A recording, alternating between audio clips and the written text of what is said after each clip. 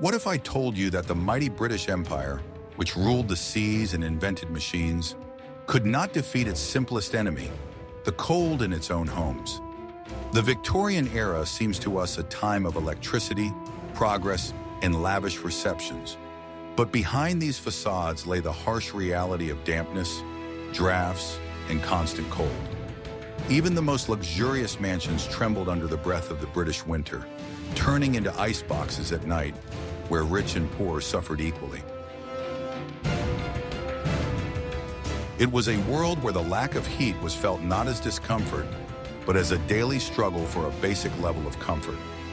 Despite the Industrial Revolution and thousands of tons of coal mined, heating a house remained an impossible task. Huge rooms were only partially heated, corridors remained icy, and bedrooms on the upper floors froze the walls so much that in the mornings the windows were covered with patterns of frost. People lived in a world of technological wonders, but basic warmth remained a luxury. The cold forced the inhabitants of these houses to look for solutions that did not exist in architectural treatises or engineering books. They created multi-layered heating systems, used unusual materials, and came up with psychological tricks and household hacks to at least slightly reduce the icy breath of winter. Some methods were ingenious in their simplicity, others were desperate, strange, or even dangerous. But they all stem from one desire: to survive the night. Watch the video to the end to find out why Victorians froze even in their luxurious beds, what unexpected things they put under their sheets to survive, and how one small household item became a symbol of their endless war with the cold.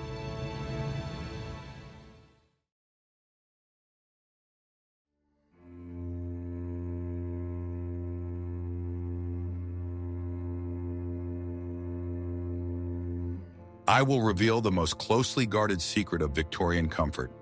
It was a total illusion built around a single center. The whole life of a Victorian home, whether a mansion or a modest dwelling, revolved around the fireplace. It was not just a source of heat, but also the social, psychological, and even moral center of the room. The family gathered around it, guests were received there, and its very presence symbolized stability and prosperity. However, this symbol of comfort was an incredibly inefficient device.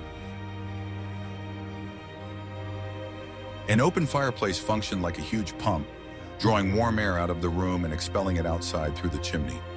Studies show that up to 80% of the heat generated by the fire was immediately lost. To replace this air, the fireplace sucked cold air into the room through every possible crack, window frame, and doorway. This created a paradoxical situation. You could burn yourself right next to the fire, but just a few steps away, there were icy drafts. Visually, the fireplace was magnificent, often decorated with carved wood, marble, and intricate tiles. It was the heart of the home, but it was a weak and capricious heart. Its flames provided more light and psychological comfort than actual degrees of warmth. People instinctively moved their furniture as close to the fire as possible, creating a cramped, closed circle in a huge, cold room. The rest of the room remained damp. This fireplace was also a tyrant, demanding constant attention and endless labor. The fire had to be maintained from early morning until late at night, which meant a continuous supply of coal and firewood. For the middle class, this was a significant expense, and for the poor, it was often an unaffordable luxury. Maintaining the fire was not an option, but a matter of survival in a damp climate. All architecture and interior design were subordinate to this fiery center. Chairs and sofas had high backs, not only for beauty, but also for protection from drafts behind the back. Special fireplace screens were used not to retain heat, but to protect those sitting nearby from excessive heat and flying sparks. It was a constant search for a compromise between heat and cold. For the servants, the fireplace was a source of endless and dirty work. Every morning began with raking out the cold ashes, cleaning the grate, and lighting a new fire. In a wealthy home, there could be dozens of such fireplaces, each requiring individual attention. This work began long before the owners of the house woke up. In addition to being inefficient, open fires were a source of constant dirt. Coal dust and soot-covered furniture, carpets, and curtains, requiring daily and tedious cleaning. The air in the room was filled with smoke, which did not always completely escape through the chimney. This was the price to pay for the only available source of heat. All social life was tied to the fireplace. The place by the fire was the most honorable, and its distribution strictly corresponded to the family hierarchy. The head of the family occupied the warmest chair, while the rest of the household sat in order of seniority. Warmth was a privilege that was distributed. By the end of the Victorian era, engineers and architects began to realize the fundamental flaws in the system. The first attempts were made to improve the design, making fireplaces more enclosed and efficient. But habit and tradition were so strong that open fires remained the dominant form of heating. This eternal hunger for fuel determined the entire way of life and even urban planning, from coal storage facilities to delivery routes. How much do you think the psychology of the hearth and home has changed since then? Or are we still mentally attached to the idea of an open fire? Share your thoughts in the comments and don't forget to subscribe to our channel.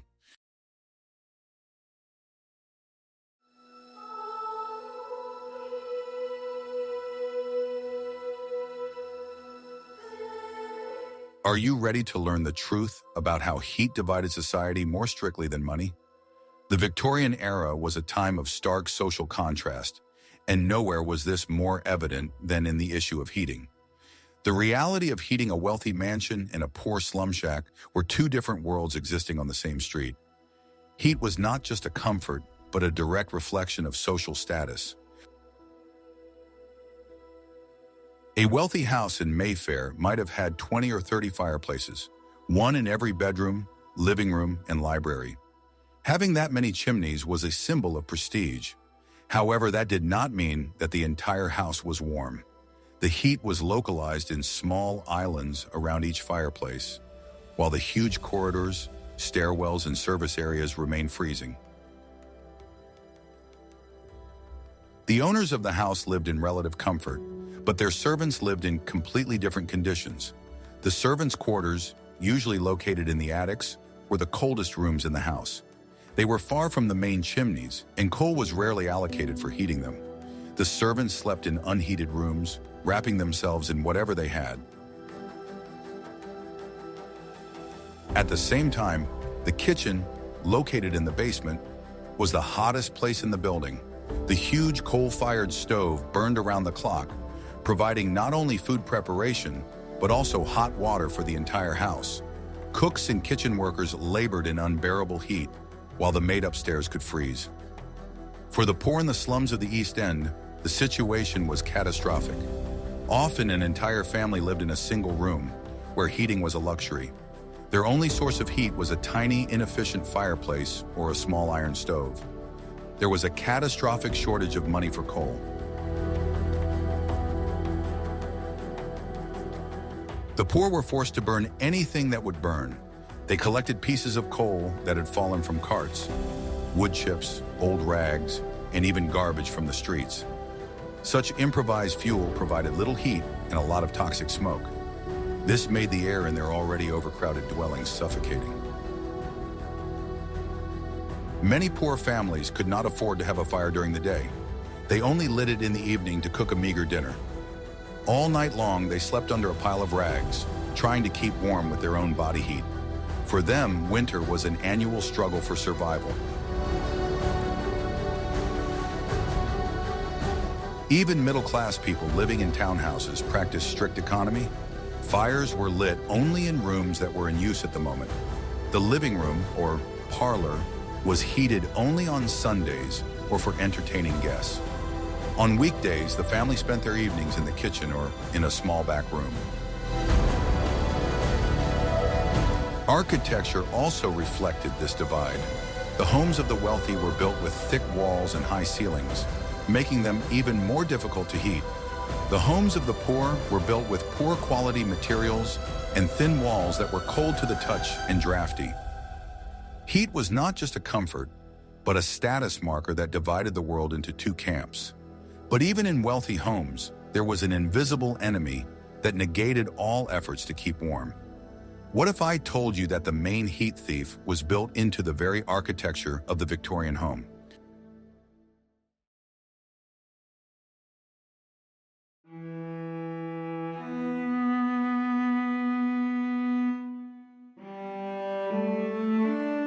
What you are about to learn will explain why Victorians were obsessed with heavy fabrics. The main enemy of heat in a Victorian home was not so much the cold outside as its own design. The architecture of the time, with its love of high ceilings and large windows, was catastrophically drafty.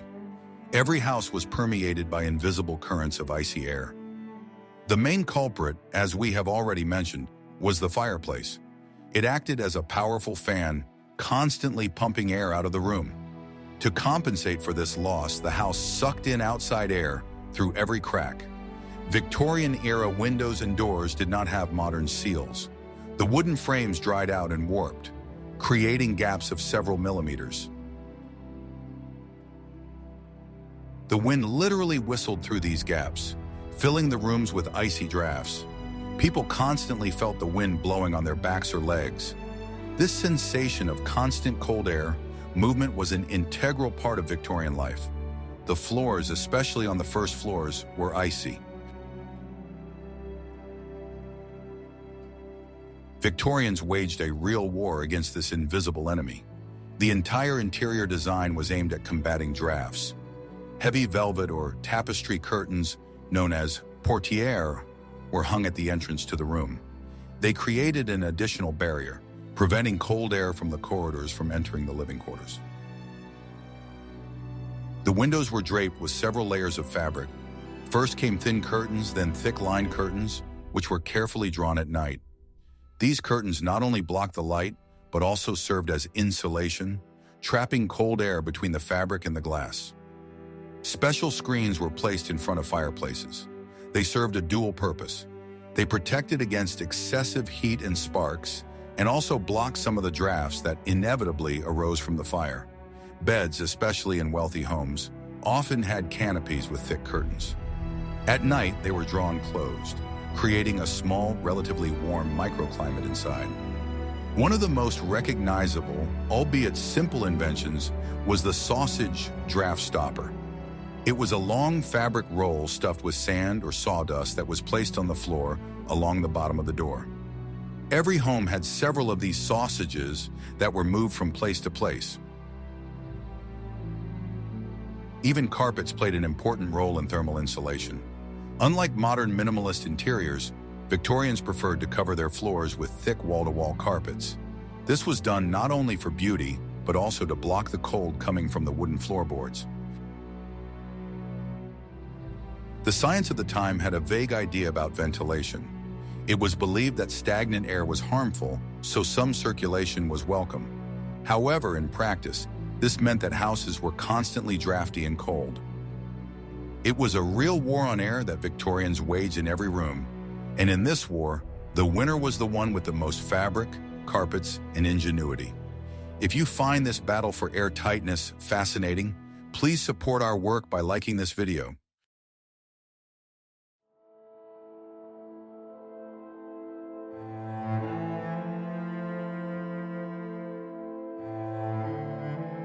Guess what was the most important resource in every Victorian home? More important than food and water? The answer is coal. The Victorian era was built on coal. It was the fuel of the Industrial Revolution, powering locomotives and ships. But most importantly, it heated homes.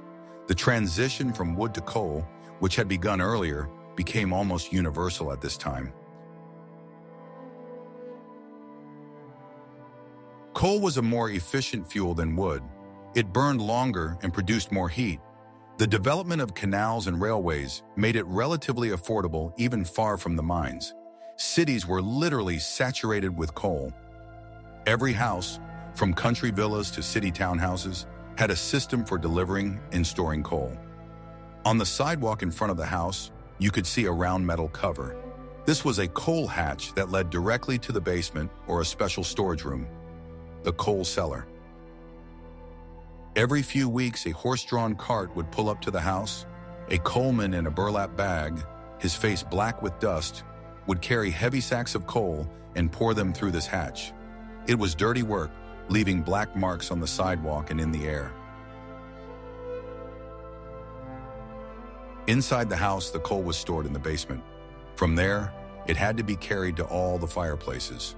Special metal buckets or coal boxes were used for this purpose. It was one of the daily duties of the servants, requiring considerable physical strength. There were different grades of coal. The most expensive and highest quality, such as anthracite, burned hot and almost without smoke. It was used in living rooms and formal rooms. Cheaper grades, which produced a lot of smoke and soot, were used to heat kitchens and servants' rooms. Life was permeated with the smell of coal. The air in Victorian cities was heavy with smoke from millions of chimneys. This smoke mixed with fog to create the famous London pea soup, a thick, suffocating smog that could paralyze the city for days. Inside the home, coal was a source of constant dirt. Tiny coal dust penetrated everywhere. Soot settled on walls, furniture, and curtains. Keeping a coal-heated home clean was a Sisyphean task. For the poor, coal was a precious commodity. They could not afford to buy it from the coal merchant, so they looked for any opportunity to obtain it. They sifted through the ashes in search of unburned pieces or collected coal dust from the roads. Coal was the fuel that powered the empire, but it also created endless, dirty, and heavy work. Who did all this work to keep the fires burning? In the next chapter, you will learn about the invisible army that kept Victorian homes warm.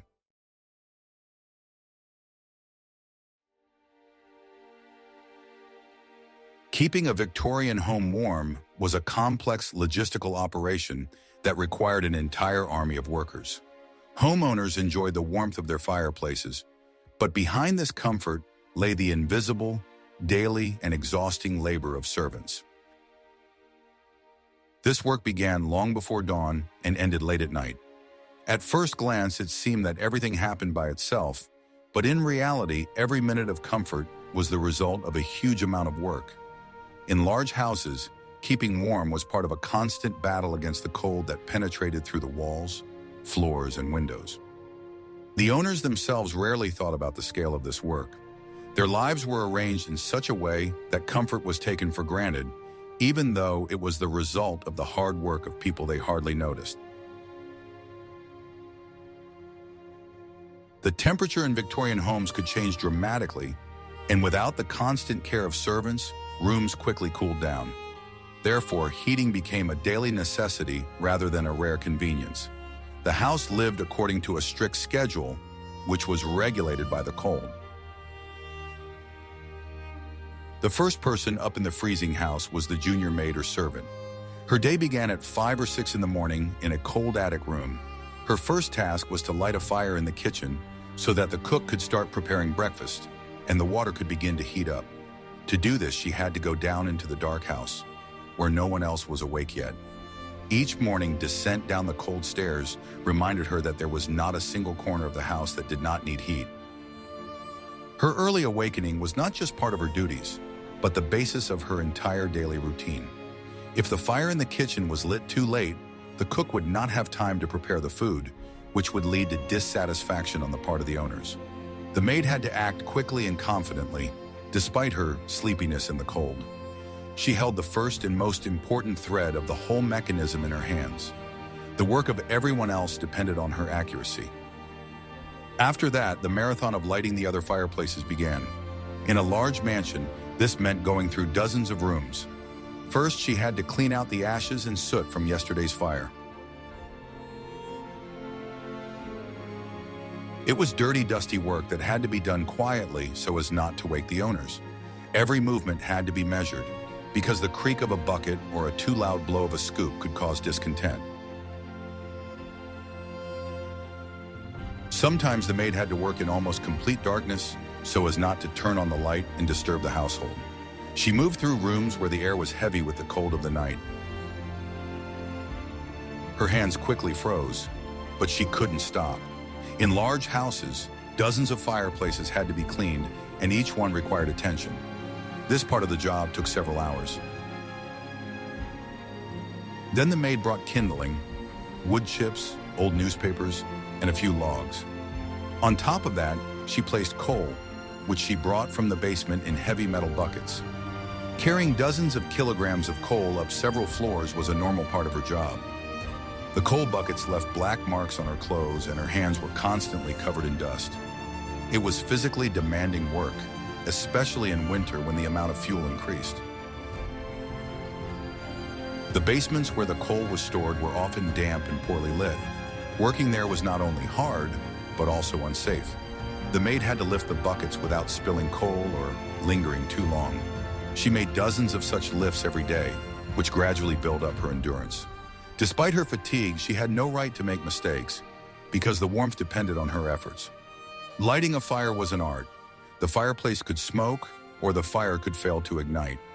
Success depended on skill, the quality of the coal, and the draft in the chimney. If the fireplace began to smoke, filling the owner's bedroom with acrid smoke, the maid would receive a serious reprimand. Therefore, she carefully laid the kindling, calculating exactly how the fire should ignite. Sometimes she had to light the fireplace several times if the first attempt was unsuccessful. Wet logs or poor quality coal made the job difficult. The maid learned to determine whether the fire would light properly by smell and sound. This required experience that was gained over months and years. Even a small mistake could ruin the owner's morning. After all the fireplaces were lit, the work was not over. The fire had to be maintained throughout the day. This meant regular trips to each room with a bucket of coal and a scoop. The servants had to do this discreetly, without disturbing their employers. Therefore, they moved quietly and tried to predict when the fire would begin to die down. In addition, they had to ensure that the temperature in the rooms was kept at the same level. Some owners demanded more heat, while others complained about stuffiness. The maid had to remember the preferences of each resident of the house. This turned the usual replenishment of fuel into a complex and delicate task. Discretion and accuracy became the main rules. In addition to the fireplaces, the chimneys themselves had to be cleaned. This work was so dirty and specialized that chimney sweeps were hired for it. They climbed inside the narrow chimneys, scraping off soot to prevent fires and improve draft. Chimney sweeps were often teenagers because adults could not fit into the narrow shafts. Their work was dangerous but necessary. If chimneys were not cleaned on time, the house could fill with smoke or even catch fire. Therefore, this service was an important part of safety. Chimney sweeps worked in difficult conditions, facing soot, narrow passages, and the risk of getting stuck. Their work remained invisible, but the house depended on it no less than on the work of maids. Even in middle-class homes, where there might have been only one maid, she was responsible for all these duties. She was in charge of cooking, cleaning, and of course, heating. Her hands were constantly covered in soot, and her back ached from carrying heavy loads. There were no days off, especially in winter. The cold forced them to work faster and harder. Such a maid often did the work of several people at once. She had to light the fire, feed the family, and tidy up the house. Fatigue accumulated, but complaining was not an option. The work was considered a natural part of her position. In the cold seasons, her labor became even harder. The kitchen stove was a monster in itself. It was a huge cast iron structure that had to be stoked constantly. It required an enormous amount of coal. Maintaining the correct temperature in her ovens was a difficult task that required experience. The slightest mistake could ruin a dish or cause the chef to be dissatisfied. The stove worked all day, from early morning until late at night. It heated the kitchen to an exhausting heat, which contrasted with the cold of the other rooms.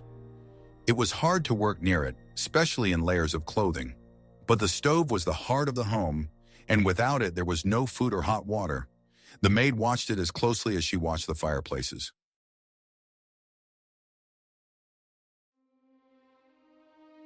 What if I told you that Victorians invented their own heating gadgets long before electricity existed? Since central heating was rare and fireplaces did not provide much warmth, people relied on a variety of portable devices. It was a personal, local battle against the cold that everyone fought in their beds or carriages. The most famous of these devices was the bed warmer. The classic Victorian bed warmer was a brass or copper container shaped like a frying pan with a long handle. Before bedtime, a maid would fill it with hot coals from the fireplace and carefully iron the bed with it. This was necessary because bedrooms in Victorian homes were freezing cold. Often, the fireplace was not lit at night at all to save coal. Going to bed in an unheated bed with damp sheets was not only unpleasant, but also considered harmful. The hot water bottle made the bed dry and warm. Towards the end of the era, dangerous hot water bottles filled with coals were replaced by ceramic and earthenware bottles. They were filled with boiling water from the kitchen kettle, tightly plugged with a cork and wrapped in flannel. It was a safer and cleaner way to warm the bed. Later, the first rubber hot water bottles, or hot water bottles, appeared. This invention was a real revolution in personal heating. They were flexible, lightweight, and retained heat for a long time. People took them with them not only to bed, but also in carriages. To warm their feet during long trips in unheated carriages or while sitting in cold churches, people used foot warmers. These were small metal or ceramic boxes, often covered with fabric. Special smoldering coal briquettes or simply hot bricks were placed inside. Red-hot bricks were a simple and common method. The bricks were heated in a fireplace or on a stove, wrapped in several layers of fabric to avoid burns, and placed at the feet. The heat from such a heater lasted for several hours. Of course, the main way to keep warm was clothing. Victorians wore many layers of clothing even indoors. Men did not take off their frock coats, and women wore warm shawls over their dresses. Several layers of woolen underwear were hidden under their clothes. At night, people slept in long nightgowns made of thick fabric and, without fail, nightcaps. The nightcap was important because most of the heat escapes through the head, and in a cold bedroom, this was critical. Sleeping without a nightcap meant waking up with a frozen head. These personal solutions were a desperate measure in an inhospitable and cold world. They demonstrate how pervasive the cold was in everyday life. But what technical innovations attempted to solve the problem at its root? In the next chapter, we will look at how heating technology itself has changed.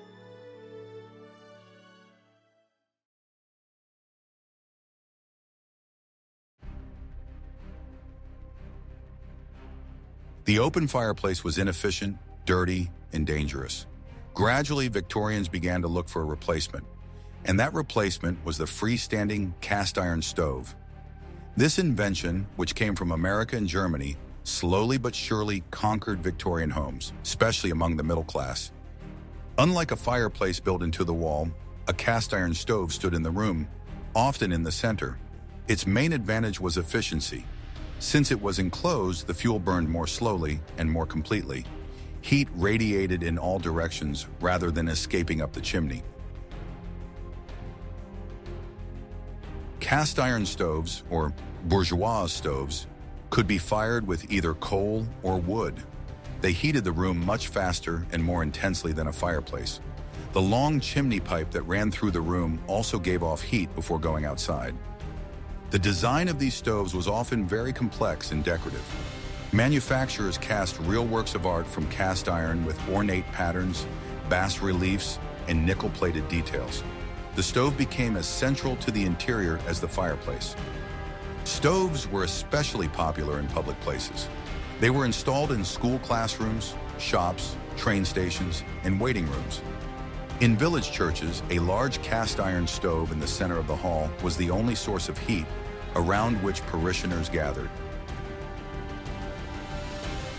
In the kitchen, the cast iron stove revolutionized cooking, becoming the kitchen stove, or range. It was a massive device that combined a firebox, several ovens, burners for cooking, and a boiler for heating water. It was the heart of the kitchen and worked around the clock. However, stoves had their drawbacks. They were a fire hazard if installed too close to wooden walls or furniture. The hot cast iron could cause severe burns. They also required constant cleaning and maintenance. In addition, the closed firebox did not provide the ventilation that a fireplace did. If installed incorrectly or with poor draft, the stove could release carbon monoxide into the room. This made them potentially dangerous to use. Despite this, the advantages outweighed the disadvantages. For farmers, shop owners, and middle-class families, the stove was a practical and economical solution. It provided stable heat and could be used to cook food and dry clothes. The advent of the cast iron stove marked the transition from the symbolic warmth of the fireplace to functional warmth. It was a step toward a more rational and engineered approach to home heating, which developed further in the next technological breakthrough.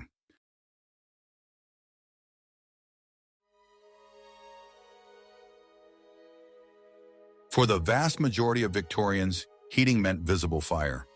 However, in the wealthiest and most technologically advanced homes of the era, a system began to appear that seems normal to us today: central heating.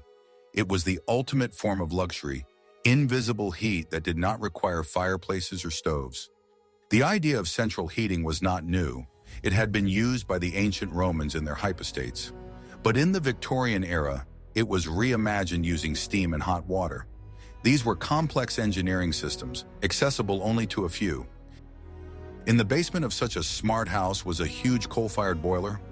This boiler required the constant attention of a stoker, who threw coal into it and monitored the pressure.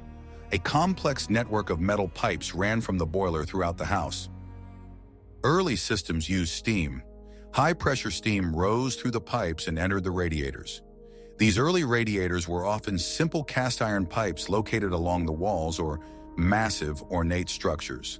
Steam heating was noisy, with systems hissing, banging, and sometimes leaking. A more sophisticated and safer system was water heating. Hot water from the boiler circulated through pipes and radiators, giving off heat. This system was quieter and provided a gentler, more even heat. It became the prototype for modern systems. The presence of central heating completely changed the way of life in the home. For the first time, it became possible to maintain a comfortable temperature in all rooms, including hallways and bathrooms. There was no longer any need to wrap up in shawls and gather around the fireplace. Ornamental cast iron radiators became a new status symbol. They were not hidden, but rather displayed for all to see. They were proof of the wealth and technical sophistication of the homeowner. Designers competed to create increasingly sophisticated patterns for their castings. Such systems were installed not only in private mansions, but also in new public buildings. Hospitals, large hotels, government agencies, and luxury department stores used central heating to attract customers. It was part of a new standard of comfort. However, for the middle class, it remained an unattainable dream. Installing such a system in an existing home was incredibly expensive and complicated. It required laying pipes through walls and floors, which was equivalent to a major renovation. Central heating was also viewed with suspicion by some. Doctors argued about its impact on health. It was believed that the dry air from radiators was harmful, and the lack of ventilation provided by a fireplace led to the accumulation of miasmas. Nevertheless, the Victorian era laid the foundation for modern heating systems.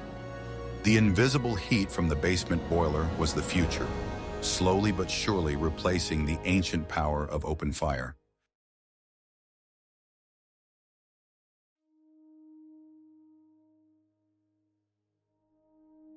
The problem of heat was not limited to residential buildings.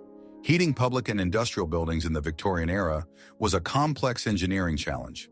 Factories, churches, schools, and new department stores required solutions that were often innovative for the time. Cold in such premises not only interfered with work, but also affected health and productivity. Therefore, engineers and building owners were constantly looking for new heating methods. At that time, people were just beginning to understand how to manage heat in large spaces. Old methods based on fireplaces and stoves did not cope well with the task. In large buildings, heat quickly rose to the ceiling or was lost through poorly insulated walls. Engineers were therefore forced to experiment, trying combinations of steam, hot air, and even early water systems. These efforts formed the basis for future heating technologies. In factories and plants, the situation was ambiguous. In many workshops, such as foundries or glass factories, it was unbearably hot from the production furnaces. At the same time, textile factories, which required high humidity, could be very cold and damp. Workers moved from one temperature regime to a completely different one, which led to illness. The contrast between the conditions made the work particularly difficult. Such temperature differences within a single enterprise complicated the organization of work. The owners had to think not only about productivity, but also about how to keep the equipment in working order. The cold could damage fabrics, tools, and mechanisms, while the heat made people's work dangerous. Therefore, even the simplest improvement in temperature was seen as an important achievement. Thus, the first plans for the organization of industrial heating were gradually formed. Steam was often used to heat large industrial premises. The steam that powered the machines was piped along the walls. It was a byproduct of the main production process, and such heating was very cheap. However, it was uncontrollable and often resulted in the walls being hot and the center of the workshop being cold. Workers often complained about these temperature differences. Steam was convenient because it did not require additional fuel, but its behavior was difficult to predict, especially in damp or poorly ventilated buildings. Sometimes the pipes got too hot, creating a burn hazard. In other cases, they cooled down faster than expected. Despite this, steam systems were a step forward compared to single furnaces. Heating churches was a perennial problem. Huge stone buildings with high arches were notorious for their icy coldness. Parishioners sat in their coats and brought foot warmers with them. Attempts to heat these gigantic volumes of air with fireplaces were doomed to failure. The heat immediately rose to the top, leaving people below in the cold. The priests themselves also suffered from the cold, especially during long services. In the winter months, liturgies were shortened and sermons made shorter. Many churches used carpets or straw to insulate the floors a little, but even these measures did little to help. Therefore, the cold became an almost integral part of the religious life of the Victorians. Later, large cast-iron stoves were installed in churches, or hot air pipes were laid under the floor. But more often than not, parishioners simply put up with the cold as part of their spiritual trial. Short winter services were the norm. People saw this as a sign of strength of character. Many believed that enduring the cold made prayer more steadfast. New heating systems sometimes provided only partial improvement. Hot air could be unevenly distributed, and the pipes cooled quickly. Nevertheless, the very attempt to introduce modern technology was seen as a step forward. It showed the church's desire to keep up with progress. But in most cases, the cold still prevailed. The situation was no better in schools. A typical school classroom was heated by a single large cast-iron stove in the corner. Students sitting next to it suffered from the heat, while those sitting by the windows froze. The teacher was responsible not only for teaching, but also for keeping the stove burning. The comfort of the entire audience depended on his skills. The smell of coal and smoke mixed with the smell of ink and old books, creating the characteristic atmosphere of a Victorian school. Sometimes the cold was so severe that children wrote with gloves on. Stoves could crack from overheating or, conversely, go out at the most inopportune moments. School children were accustomed to the temperature in the classroom changing throughout the day. This was considered a normal part of education. A real breakthrough came with new types of buildings, department stores, hotels, and theaters. To attract a wealthy clientele, owners spared no expense on the most modern systems. Full-fledged steam or water central heating was installed here. These systems allowed huge spaces to be heated evenly. Comfort became part of the architecture. Such buildings became a symbol of a new urban lifestyle. Visitors were amazed at how warm it was inside compared to the street. Shop owners realized that warmth helped people stay indoors longer. This increased sales and made the experience more enjoyable. Therefore, investments in heating paid off completely. The ability to take off a heavy coat and stroll through a warm shopping hall in a light dress was a powerful marketing move. A comfortable temperature became part of customer service. Engineers developed complex ventilation and heating systems for these commercial palaces. Heat was distributed through hidden ducts or large radiators. All this turned the buildings into models of modernity. The first department stores sought to impress shoppers not only with their goods, but also with their atmosphere. Warm rooms created a feeling of comfort and luxury. People came there not only to shop, but also for the experience. Central heating became an important element of their popularity. It became part of urban culture. Theaters also required a special approach. The huge hall had to be heated before the performance began. Large calorifier systems were used, which drove warm air from the basement through grates in the floor. This made it possible to create comfort for the audience without drafts. The hall gradually filled with soft warmth. Before the start of the performance, workers checked the system to ensure there were no malfunctions. If the heating did not work properly, the audience complained, and this could damage the theater's reputation. Therefore, attention was paid to every element of the system. Heat became an integral part of the theater experience. It made attending a performance more enjoyable. Office buildings, or offices, often remained cold. Clerks sat in their frock coats at high desks, trying to warm themselves with tea. At best, there was one stove in the room, which was monitored by a junior employee. However, this stove rarely coped with the task, especially in large rooms. Therefore, employees worked with their hands tucked into their sleeves. Many offices had large windows through which the cold constantly penetrated. Coal was conserved to reduce costs, which worsened working conditions. People tried to move around more often to keep from freezing. Some wore several layers of clothing even indoors. Working in such conditions required patience. Thus, the Victorian era experimented with heating large spaces. From primitive stoves in schools to complex steam systems in department stores, it was a search for solutions that directly affected public life and work. Each building required its own approach, and there was no universal solution.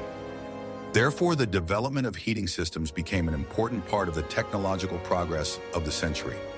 These experiments laid the foundation for the heating systems used today.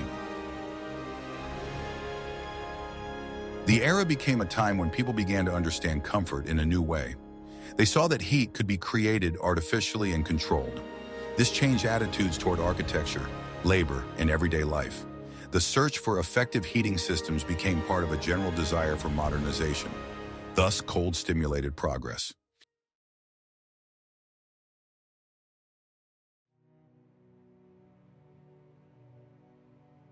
The Victorians' desire to keep warm came at a dark and very high price. The fuel that powered their homes and industry, coal, also poisoned their cities. The price of heat was measured not only in shillings, but also in air quality and the state of the environment. Every house in the city had at least one chimney, and often several. Every factory spewed tons of smoke into the sky from its tall chimneys. As a result, the air in industrial cities such as London, Manchester, and Birmingham was constantly filled with soot and sulfur dioxide. The famous London fog, or pea soup, was a direct result of this pollution. Natural fog rising from the Thames mixed with particles of smoke and soot. This created a thick, acrid, yellow-black smog that could settle over the city for several days. Visibility during such smog fell to a few meters. Street traffic came to a standstill, and people could not find their way home. During the day, gas lamps had to be lit, which glowed dimly in this murky veil. This smog also penetrated into homes. Despite all efforts to combat drafts, the acrid fog seeped through the cracks. It left a thick layer of soot on furniture, walls, and curtains. The white collars of clerks turned gray by midday. We can see that the Victorian era was a time of striking paradoxes. The empire that built railways around the world could not provide heat for its own homes. The battle for warmth was daily, exhausting, and fought at all levels of society, from the maid carrying a bucket of coal to the engineer designing a steam system. It was an era of open fireplaces and icy drafts, luxurious radiators and hot bricks in bed. People's desperate ingenuity in their quest to keep warm gave rise to a multitude of devices, from simple sausage rolls to complex kitchen stoves. But this comfort, whatever it may have been, came at a high price in the form of polluted air and endless labor. The history of heating is not just a history of technology. It is a history of social inequality, of everyday life, of man's struggle with nature and with the consequences of his own progress. The Victorians left us not only cast iron radiators, but also an understanding that warmth is one of the main values of civilization. What other aspects of everyday Victorian life, hidden behind the grand facade, would you like to explore? What should we talk about in future issues? Suggest your topics in the comments and don't forget to subscribe to our channel so you don't miss out on new dives into history.